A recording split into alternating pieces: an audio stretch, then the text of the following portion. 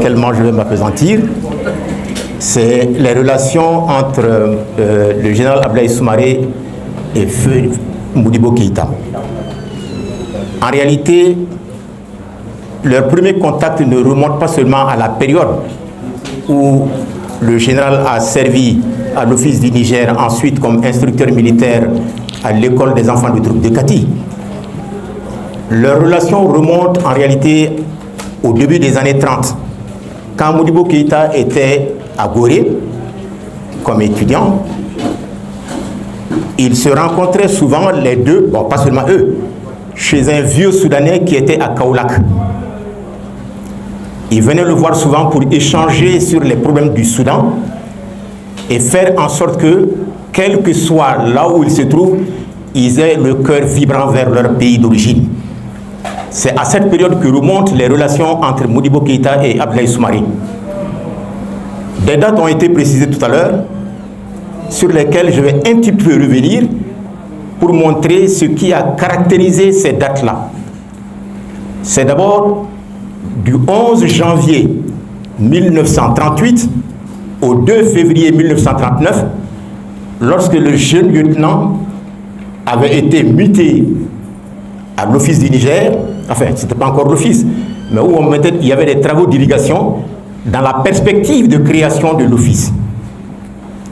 Le général a été nommé comme le second d'un officier de l'infanterie coloniale, un certain Albert Beckley. Donc, quand ils se sont retrouvés là-bas, le général déjà a été choqué par le traitement qui était infligé aux travailleurs noirs. Il s'en est fortement opposé. Et c'est d'ailleurs ce que le président Modibo Keïta a rappelé le 20 octobre 1961 lors de la conférence des cadres des forces armées et de sécurité, en disant ce que le général a eu comme comportement vis-à-vis des travailleurs noirs.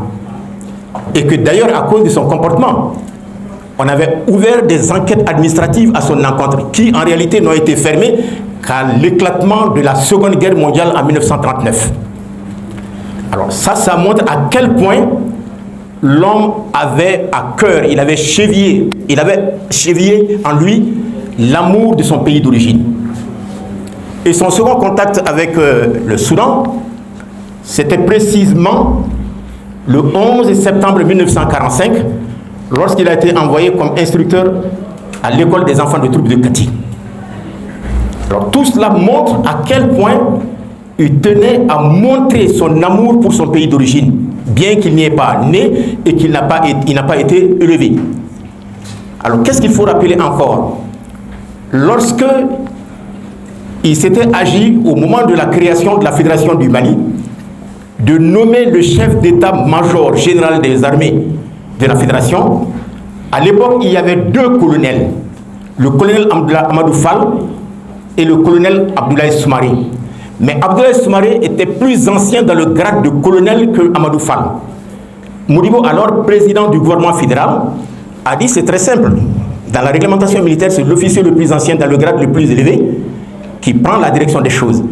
Mais Mamadou Dia et Senghor s'étaient farouchement opposés et voulaient plutôt que ce soit Amadou Fall. Donc, au cours du Conseil des ministres du mercredi 23 juillet 1960, Modibo a posé le problème devant les ministres qui étaient 8, 4 Soudanais et 4 Sénégalais. Tous ont dit, dans ces conditions, c'est le général le colonel Abdoulaye Soumaré qui doit être nommé.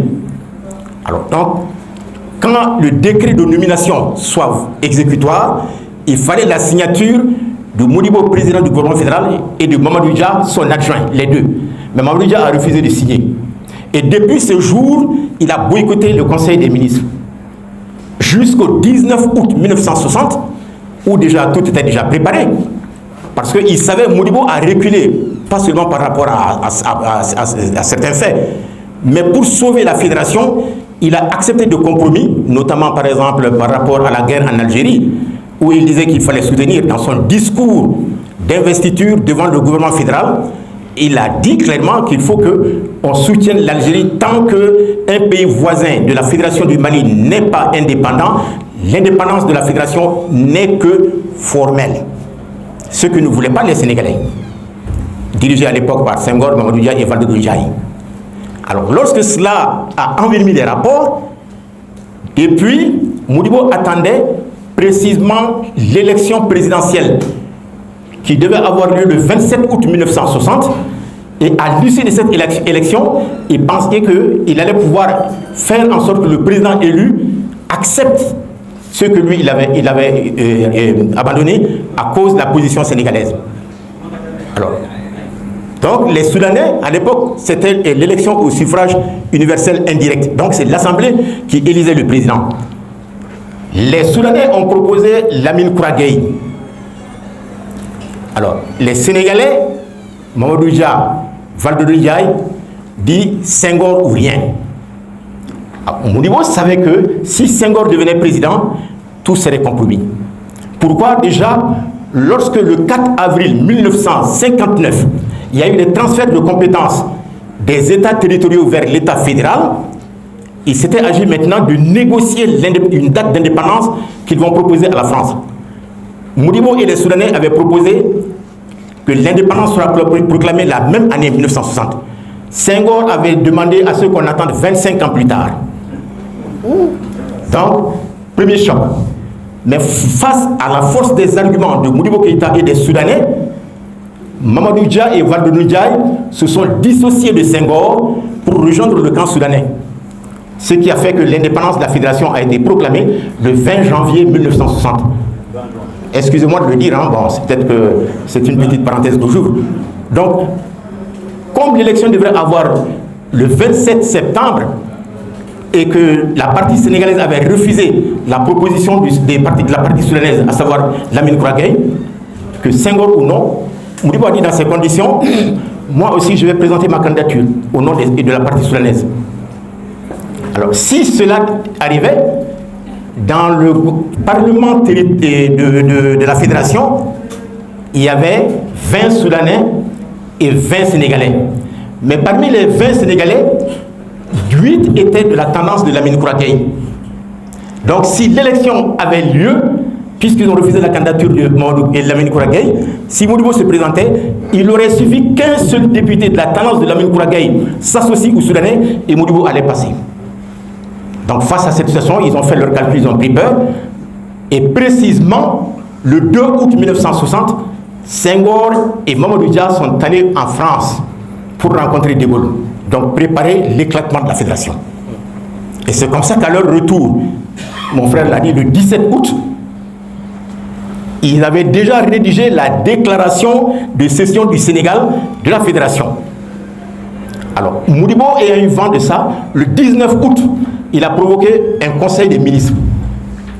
Et c'est au cours de ce conseil des ministres, il n'y a qu'un seul député et ministre sénégalais qui s'est présenté, Boubacar Gaye, qui était le ministre de la Justice. Et Boubacar Gaye. Et tous les autres ministres sénégalais ne sont plus venus. Alors, et donc, la nuit du 19 au 20 août, Senghor est allé à Radio Mali, à Dakar, pour prononcer que le Sénégal se retire de la fédération. Modibo, ayant entendu ce discours, a voulu aussi aller à la même Radio Mali à Dakar pour prononcer que ce que Senghor a dit n'engage que lui. Mais il a trouvé que les militaires français et sénégalais avaient bouclé la porte d'entrée de Radio Mali pour l'empêcher de rentrer. Alors comme il y avait des Sénégalais qui étaient du côté des Soudanais, alors ils ont fait en sorte que Modibo aille à Rufisque, à 40 km de Dakar, où il y avait la radio, donc à Rufisque, et là-bas Modibo a prononcé son discours. Chemin faisant au retour, ils l'ont arrêté. Les militaires français et sénégalais, ils ont arrêté Modibo pour le mettre en résidence surveillée. Et ça a trouvé qu'entre-temps, ils avaient arrêté le général Abdoulaye Soumaré pour le mettre en prison. Ils ont désarmé toutes les forces armées et de sécurité de la partie soudanaise pour les mettre en caserne. Tous les députés et ministres soudanais arrêtés et mis en résidence surveillée. Et le 20 août, ils ont proclamé l'état d'urgence. La ville de Dakar était une ville morte ce matin-là.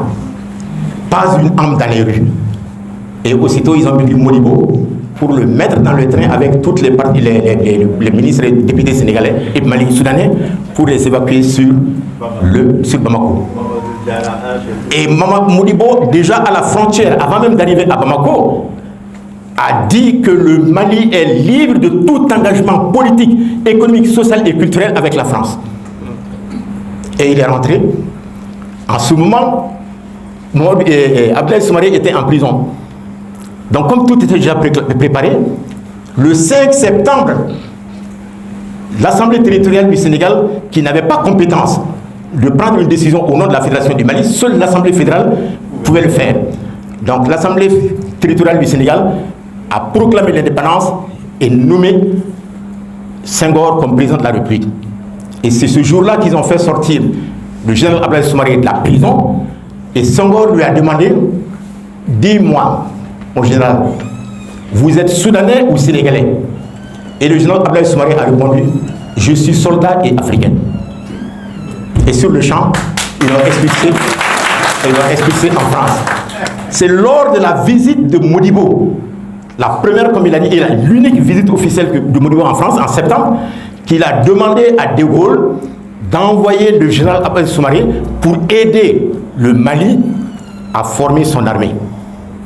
Donc il était convenu de l'envoyer à Bamako le 1er janvier 1961. Mais comme il avait l'amour de son pays chevillé à son corps, il est venu plutôt le 23 décembre 1960. Et quand il est venu le 23 décembre 1960, le 28 décembre 1960, il a été nommé chef d'état-major général des forces armées. Et le jour suivant, le 29 décembre, il a été nommé général de brigade. Et c'est l'unique général que l'armée malienne a connu pendant toute la Première République.